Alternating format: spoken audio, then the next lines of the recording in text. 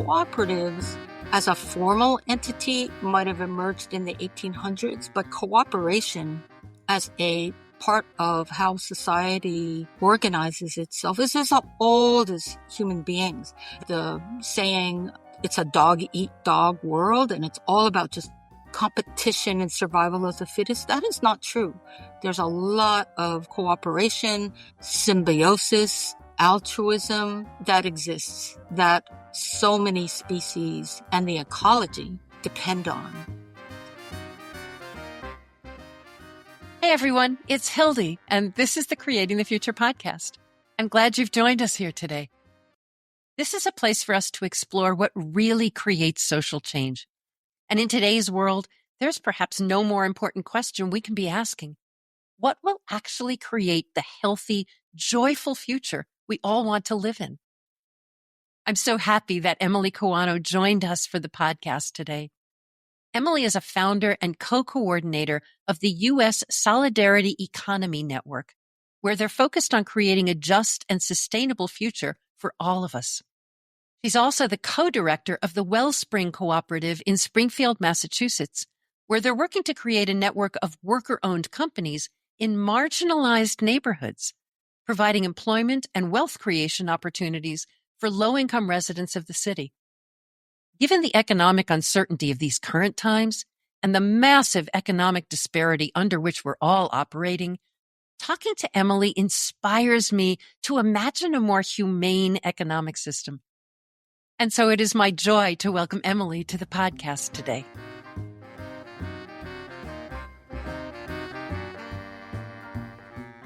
Hello and welcome, Emily. It is so great to have you here on the podcast with us today.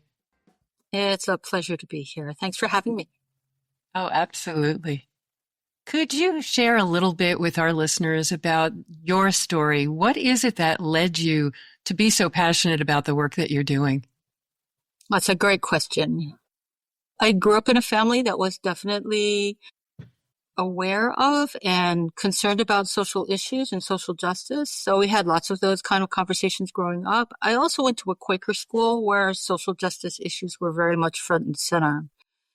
At the same time, I grew up feeling very, very cynical. And so while I cared and I paid attention to these kind of issues, I also felt like the world is screwed up. It's always going to be screwed up, and there's nothing that I can do about it. And I'll try to be a good person. I'll try to be aware, but, can't change anything. And when I was 18, I was on a program, a kind of an exchange program, and there was somebody else in that program who was so concerned about the problems of the world that he really was kind of unable to enjoy himself. And that was kind of an epiphany for me. And I felt like, well, look, if there's somebody who cares so much that he can't even really enjoy life, the least I can do is get off the sidelines and try. I feel like at heart, I'm still a pretty cynical person. I'm still not very optimistic of the long, long run of human beings, but you got to try. So that's really what got me actually active and engaged in social justice. So talk a little bit about how that led into the work that you're currently doing. Sure. My background in terms of education, I went to a very tiny liberal arts college called College of the Atlantic. There were only 120 students when I was there, up in Bar Harbor, Maine, and there was only one degree on offer, which is a degree in human ecology. So I was very interested in how the various disciplines fit in together. And that's what human ecology is all about. And I came out of there feeling like there are a lot of different disciplines I feel like I can study on my own. But one area that I felt like I couldn't do that with was economics, and that economics is really an important thing to understand. So I went to graduate school at University of Massachusetts, Amherst, which has one of the very few radical graduate programs in economics in the country. And while I was there, I became a member of the Center for Popular Economics, which is a collective of progressive to radical economists. And our mission was to help people better understand how the economy works or doesn't work, as the case may be. Eventually, I became the executive director of that organization and did a bunch of stuff in between, had various other positions, but came back to CPE. And during our strategic planning process, we realized that while we believe we do a bang up job critiquing capitalism, we did a less good job helping people grapple with what's the alternative. And so we looked at solidarity economy as being a framework that was more promising. And that proved to be the case. So I got deeply involved in solidarity economy work. While I was there, we anchored the launch of the U.S. Solidarity Economy Network. So that was in 2007. So I've been in the solidarity economy space since well before that, but formally with the formation of that network. So that really informs all of the work that I do. So my day job is I am the co-director of Wellspring Cooperative. We're a nonprofit working in the lower valleys or Springfield, Holyoke area of Western Massachusetts. And we started off really focused on worker co-op development. So worker co-ops being very, very core to a solidarity economy framework. But a few years ago, we broadened our mission to include solidarity economy initiatives. So it's no longer just, we still do co-op development, but we also do other solidarity economy initiatives. So I'm very fortunate in that I'm still involved in the national network, the U.S. Solidarity Economy Network, and I'm working very locally, very concretely in Springfield and Holyoke. So that's a great stretch, being involved in broad national movement, big picture, system change, and also getting my hands dirty with the day-to-day, which I think is really healthy, right? To actually have to do the nitty-gritty. To do both. Absolutely. Yeah. Absolutely. We can get so lost in the theory that we forget that it's what happens on the ground that matters. Absolutely. Yeah. Talk a little bit about solidarity economy. Sure. I'll give you my thumbnail definition. And I just want to say that this definition comes both out of the U.S. Solidarity Economy Network as well as RIPESS. It's an acronym basically for the International Solidarity Economy Network. So RIPESS did a 2-year international consultation to kind of to create a shared understanding of what is a solidarity economy. And so this definition is drawing both from USN and this RIPESS consultation. So number one, it is a framework. I wouldn't call it a theory. I would call it a framework. And it is a framework that connects up solidarity economy practices, as well as the people involved in promoting and organizing and practicing these different practices. Those practices align with solidarity economy values. Now, in the U.S. Solidarity Economy Network, we talk about 5, but it'll look a little different in different communities, different parts of the world. The 5 values that we use are solidarity. So solidarity, cooperation, mutualism, etc. That's one.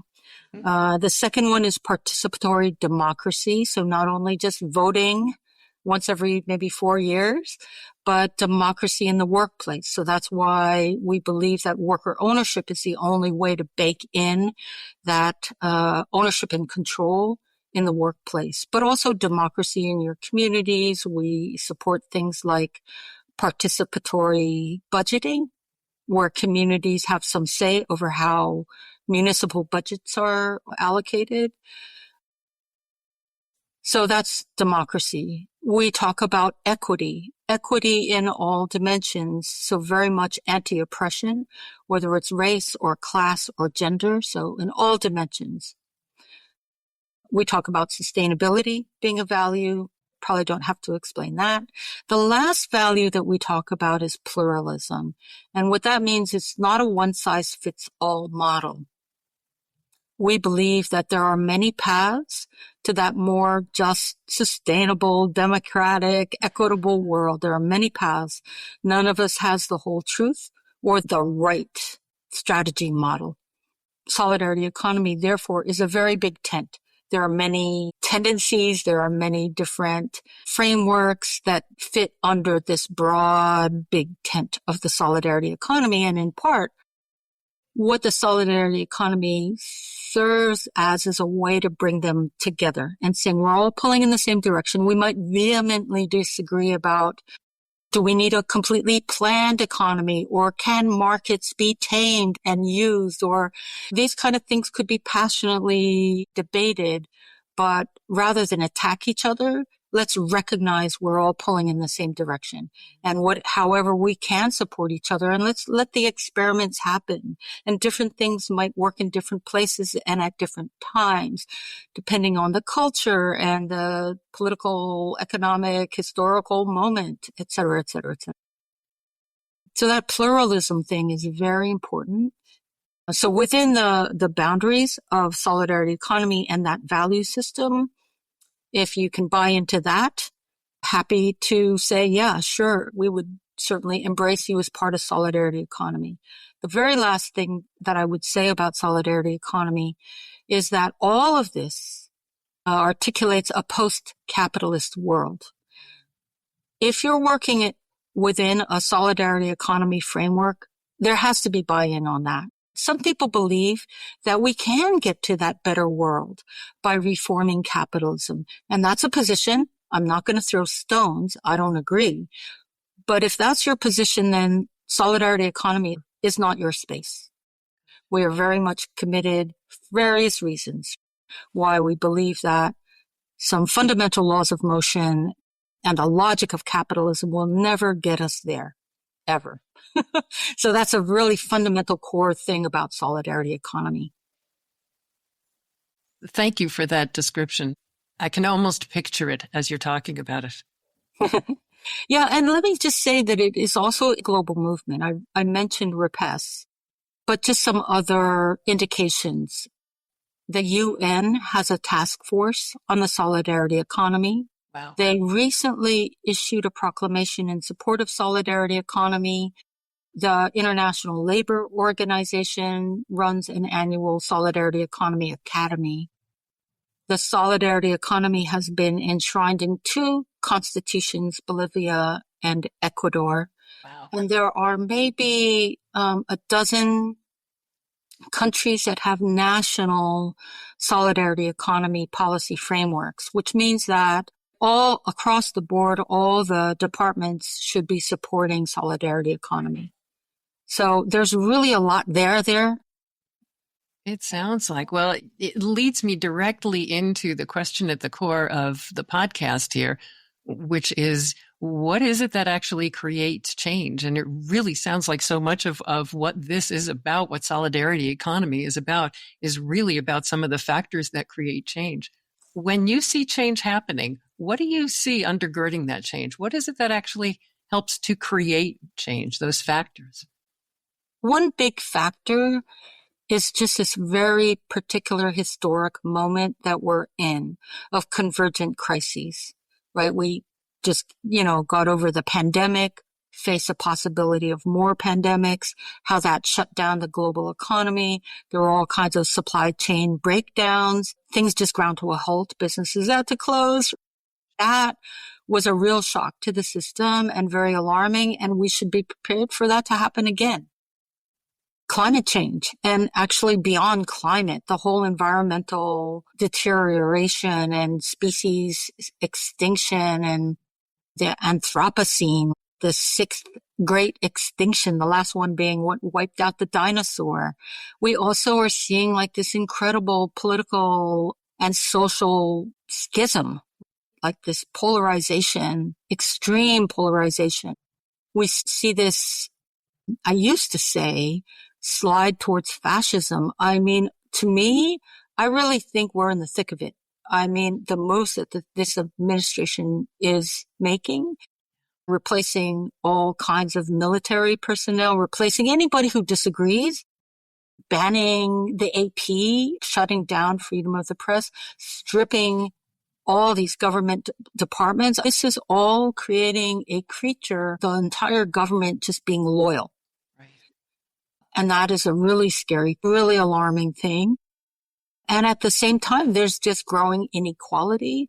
And clearly, we have a system that is not meeting many people's basic needs. And there's a huge amount of alienation and dissatisfaction. So that convergence of all these crises leads to a shakeup of people's belief in the status quo. And there's a lot more openness to different ways of doing things. And solidarity economy being a very concrete, practical, we can point to many, many, many existing quote unquote alternatives, although some things are not alternatives. Some things are very mainstream and some are very old. In fact, many of the things that we would embrace are ancient, right? Cooperatives as a formal entity might have emerged in the 1800s, but cooperation as a part of how society organizes itself is as old as human beings. And not only human beings, but we know studying other ecological systems and other species that there's a lot of cooperation. So contrary to that nature red in tooth and claw, or the saying it's a dog eat dog world and it's all about just competition and survival of the fittest, that is not true. It exists, but it's far from the full story. There's a lot of cooperation, symbiosis, altruism that exists, that so many species and the ecology depend on. So it's so important to try to think about a system, an economic system, but also a world grounded in those values as opposed to capitalism, which is really grounded in self-interest, calculations about the best benefit for the individual or self-interest, and competition and profit maximization. That's a toxic brew. And that's what we're really seeing in the kind of naked and brutal form of capitalism that we are living under now. You're making me think of so many different things. The first thing that comes to my mind is so much of the work at Creating the Future is rooted in brain science.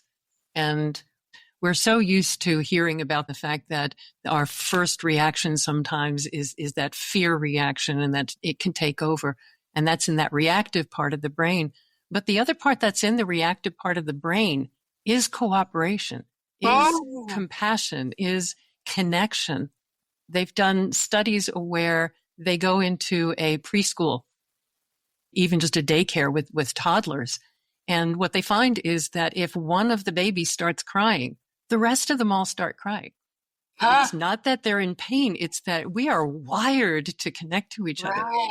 So to me, it's always fascinating how we're so conditioned by living in the current system that we live in to think that competition is the norm.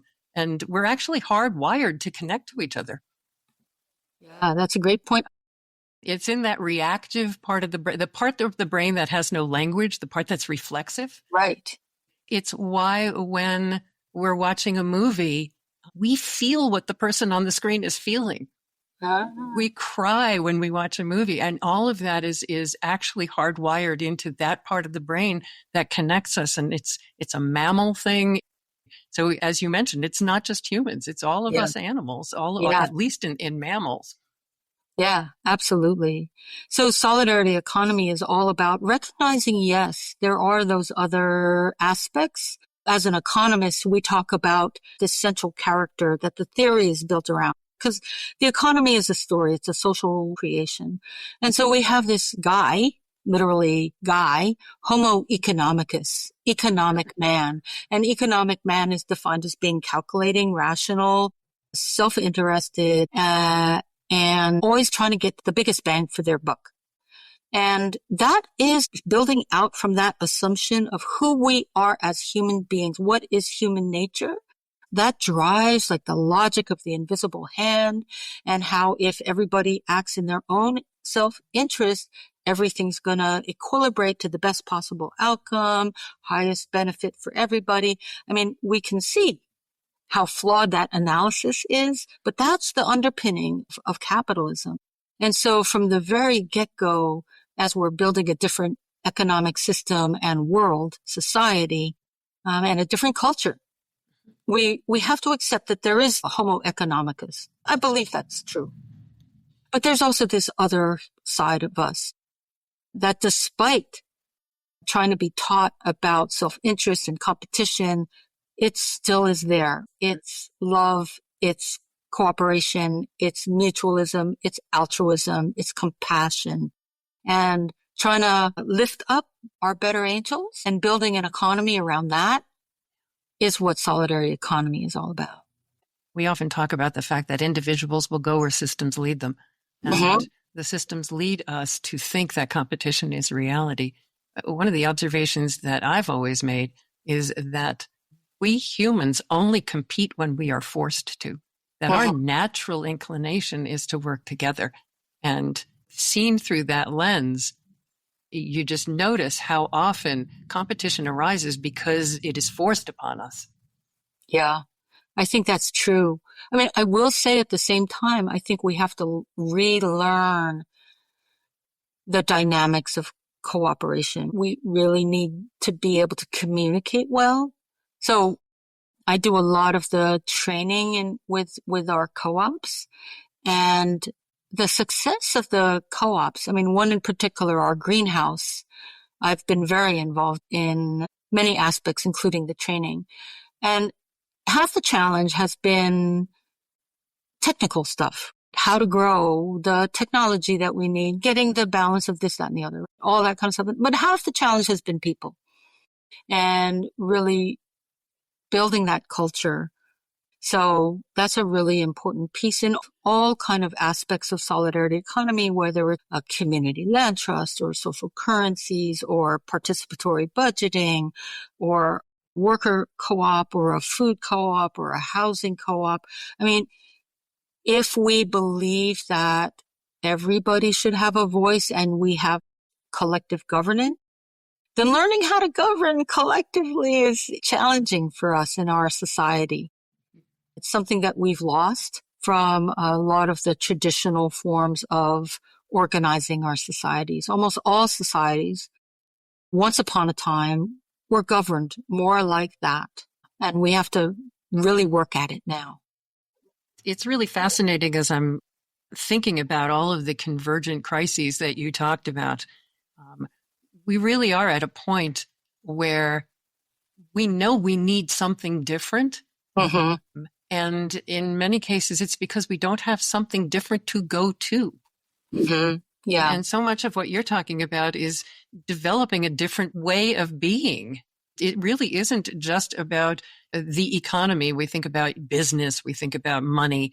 What you're really talking about is a different way of being with each other. That is absolutely right. I mean, the culture is so important, and the culture is how we are with each other. How do we treat each other? How do we see each other? I know that one of your questions is, what could people do? And I say, if there isn't some kind of solidarity economy initiative in your neck of the woods and you don't have the wherewithal to start one, at the very least, just being part of this culture, being a little kinder, a little bit more compassionate, a little bit more patient, a little bit more accepting of differences in culture and communication, just personality differences. That's all part of that. And caring. That's all really, really fundamental to building a solidarity economy, and something that we all can do. I will say this also, a piece of the solidarity economy that we really do consider an important economic activity is care work. So all that social reproduction, so having kids, raising kids, taking care of your elders, taking care of your neighbors, all that care work that, even if it's not waged, is really valuable and should be recognized as important, critical work, and should be supported.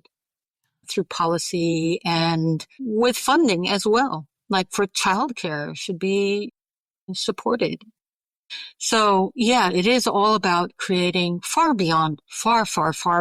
beyond the economy as normally defined, and goes back to that original definition of the economy, which comes for the Greek of management of the household. So if you think of the household, it could be your family household, but it could also be your neighborhood household or your regional household, your national or international household. And how do you manage that? It really is way beyond a traditional, narrowly defined economy of business. Absolutely. So important. So important. What have you seen, Emily? Can you give us some examples of where you've seen the shift happen? Mm-hmm. Well, on a really big level, in terms of solidarity economy, I can say in 2007, solidarity economy was basically unheard of in the United States. So since then, now it's very well known in progressive circles, funding circles, investor circles. It's a framework whose time has come. There has definitely been a shift. It takes a long time just to introduce a new framework. But I feel like maybe how long has it been, do I think, since there was this kind of exponential and all of a sudden people were hearing it all around themselves. So that's a big picture change. There are discussions happening in investment circles and philanthropy circles, specifically about solidarity economy. I know that there are these legal transactional law outfits that are springing up, and there's an organization for legal or lawyers involved in solidarity economy. So it's just popping up all around. In terms of what's been hopeful, like on the ground, co-ops, worker co-ops for sure have seen again that kind of very fast increase in the number of co-ops. There's been a lot more investment. There have been cities that have invested.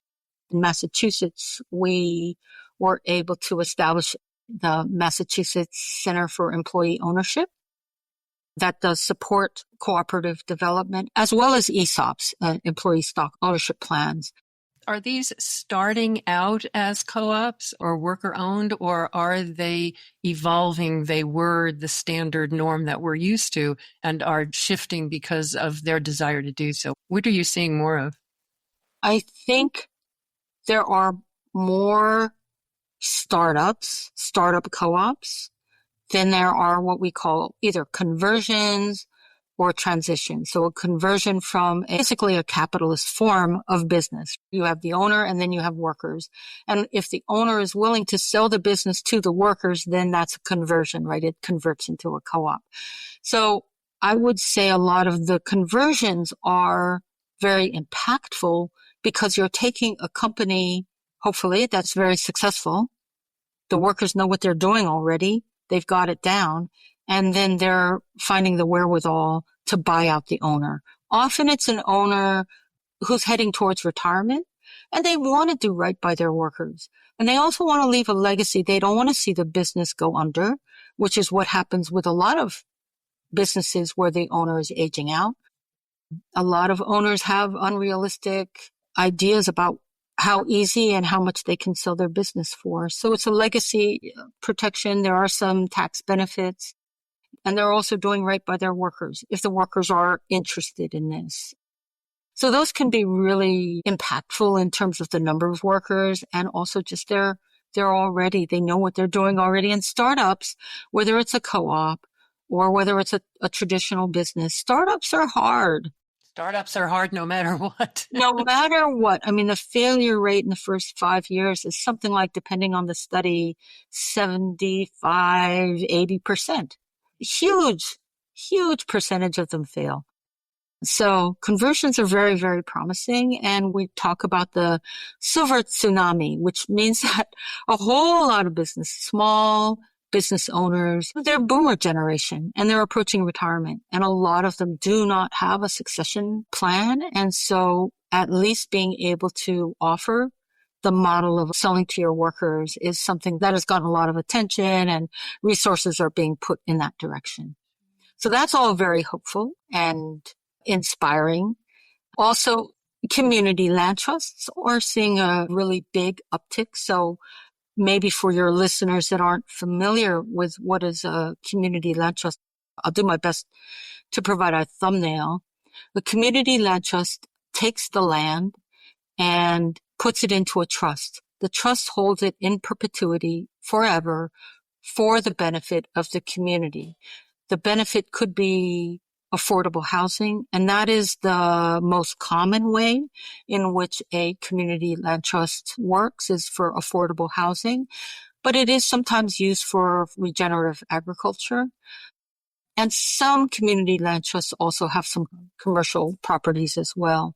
So the community land trust owns the land and then is able to have some conditions about what gets built and the terms of that. So the classic example is a community land trust, say, leverages grants and other sources of funding to, say, develop housing that is affordable. And so people who otherwise couldn't afford a house are able to buy a house.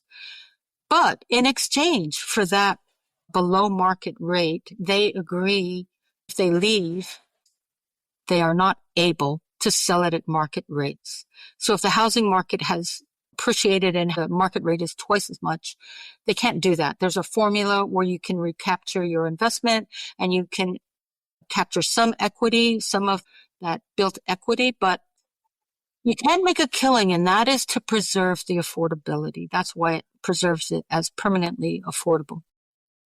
We are building in our neck of the woods. The Lower Valley Community Land Trust will leverage a CLT model to develop a local solidarity economy ecosystem. So yes, the affordable housing, yes, the regenerative food system, but also let's be very mindful of commercial spaces for our cooperative businesses. Let's also support other forms of production that might not be a business. How can people provide for themselves? The other aspect is creating a center for community production, which provides the tools and technology to do all of the above. And we're very, very, very excited about digital fabrication. So everybody knows 3D printers, but there are many others where you can take a computerized design and then the machinery, the technology is able to carry out those complicated designs. The potential of this field is just like really mind blowing. It's like Star Trek replicator kind of mind blowing. We're not there yet, but that's your trajectory. And it's important to build in the skills to ride that technological wave within the community. So there's a whole global fab lab movement. Very few of them are put into the service of the community, but that's what we want to do. And the final element, just getting back to the culture, is really centering the importance of culture. How are we building culture spaces to do that, to celebrate, to gather, to learn, and to connect, build that community, right? So that's our vision. And the work that I'm most excited about, because it pulls together all these different strands. So it's not a co-op here and regenerative agriculture over there, right? It's like pulling it together and seeing it all work together as an ecosystem. That's fascinating. It is absolutely fascinating. And I'm thinking about how those principles, you're pulling together all of the strands of what it is to be living a whole life. Exactly. And I'm just thinking about how those principles can apply to the work that typical nonprofits are doing in their communities. I am sure that part of the ecosystem that you're working within has nonprofits within it. And I'm curious what you're seeing in terms of applying these principles to the work that nonprofits are doing. In my neck of the woods, a lot of the nonprofits are, this is generalization, but are either providing services, which are much needed, but it is also not involving people in solving their own problems. So very necessary, very important, but our piece of the work is trying to help people figure out how they can come together and collectively produce for themselves, meet their own needs. It might not even be physical needs. It might be mental health needs. The Surgeon General has said that, well, the old Surgeon General, I assume, has said that there is an epidemic of loneliness. Well, how do you solve loneliness? I mean, partly it's something that communities can engage in really straightforward ways. If we have spaces where people can connect, people will figure out their own ways, or with light support, people can figure out their own activities. It might be singing together. It might be dancing together. It might be talking groups. AA is something I love to talk about just as a model. This is a very loose framework of a model, and yet it has been replicated not only for alcoholics, but for all kinds of drugs and sex addiction. And I mean, you name it. There's AA comparable organizations. These are self-generated by people getting together and running the program with very few guidelines. That's the kind of thing that we're really interested in engaging in. So that's the kind of build side that we feel like is missing in a lot of nonprofits. The other big bucket that nonprofits are engaged in is the fight end, right? The resist end, fighting against injustices, trying to correct harmful policies, et cetera, et cetera, et cetera. Again, very, very, very, very, very important and critical. Absolutely. But that alone, without knowing what you're building towards, then you're just fighting against what exists. And there is a way in which you're going to just reproduce it because you're just trying to fix the system that you're fighting. You're tweaking here and tweaking there, but you're not fundamentally transforming the system. So we have this whole process we've been working with since 2020 of resist and build, of really trying to align and connect up the resistance side of the work with the build side. A lot of the build work is nonprofit work. So community development corporations, for example, do a lot of that housing work. They do a lot of the small business development work. It tends to be pretty mainstream stuff. It's dominated by that. So absolutely, that would be part of the nonprofit world. But we're trying to bring in this different model into that build world. And also what we're trying to say or have these discussions with the organizations that are really in resist mode, because that is an important way of building power and really building your base. But another way to build power is to own stuff. You own property, you own land, you own business buildings, you own housing possibly, or you have a relationship with the homeowners, right, through a community land trust. That's power.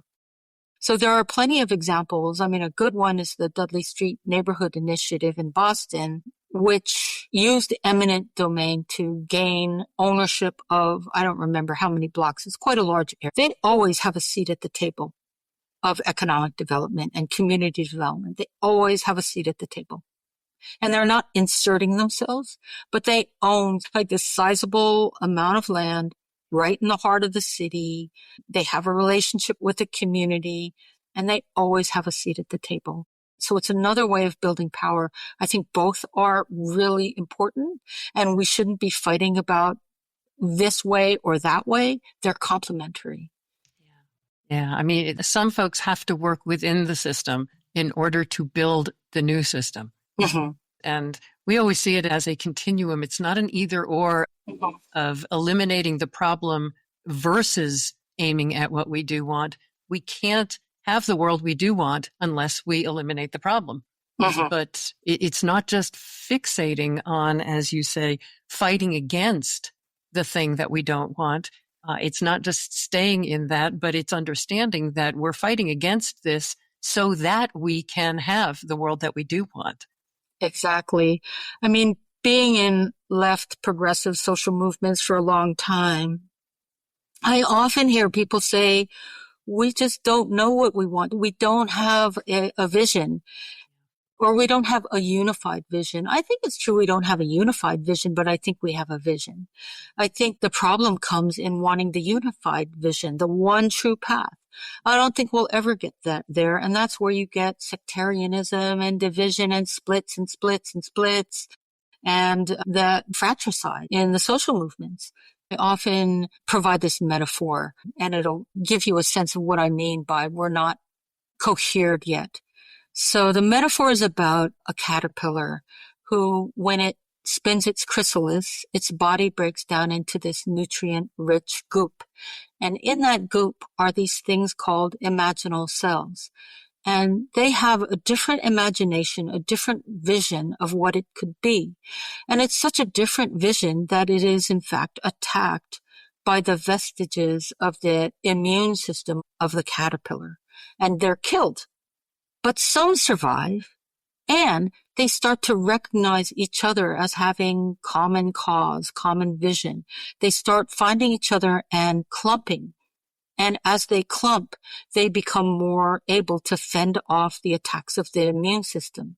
And then they continue to clump and they begin to specialize. So some become a wing and some become a leg and some become an eye until it emerges as this completely different creature, the butterfly. And why I like this as a metaphor for the solidarity economy is there really is a very vast foundation. We're not starting from scratch. There's a vast foundation that we can build on. But right now we are sundered from each other. We don't recognize each other as building towards the same thing or even the same direction.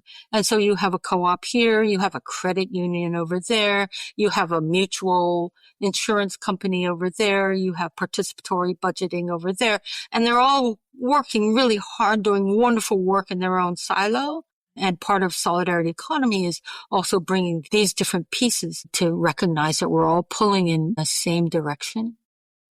And our differences are things that we'll have to grapple with over time as we become more successful. I'm so glad for this conversation, Emily.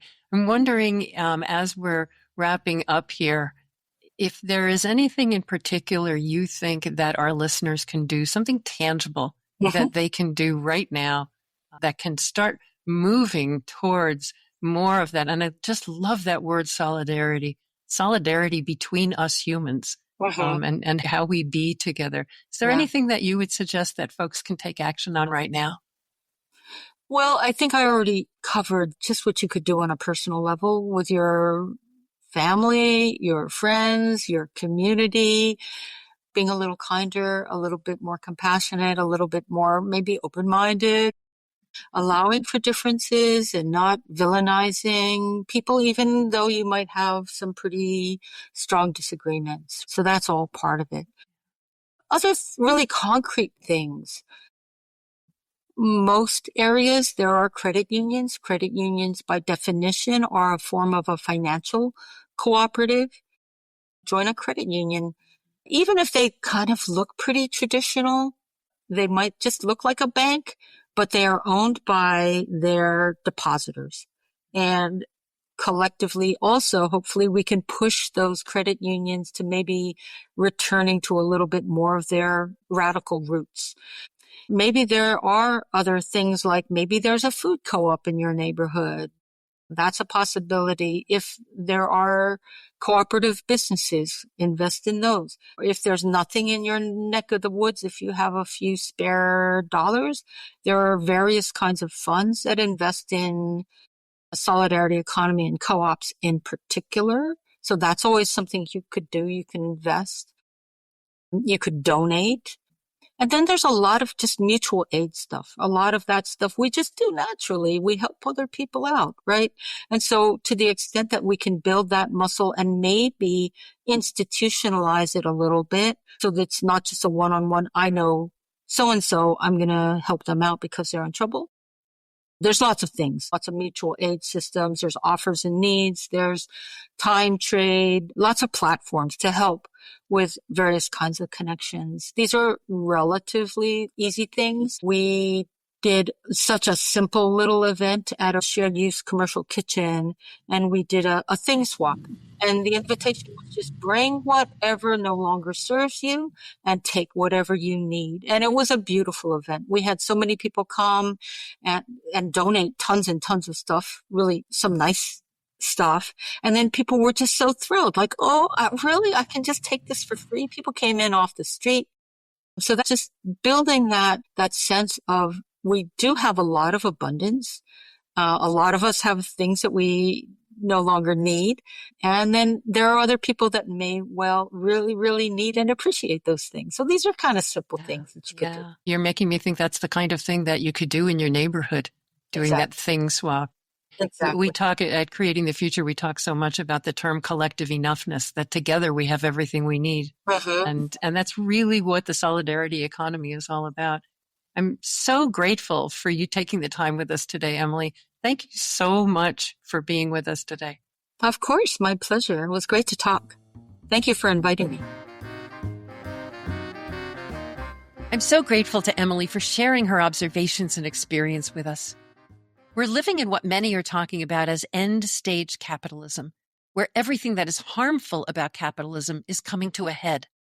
Emily reminds us that there's an alternative, and that the cooperative aspect of that alternative has been part of our history forever. That we're not merely that competitive homo economicus that is maximizing their own self-interest. We're also, by nature, cooperative.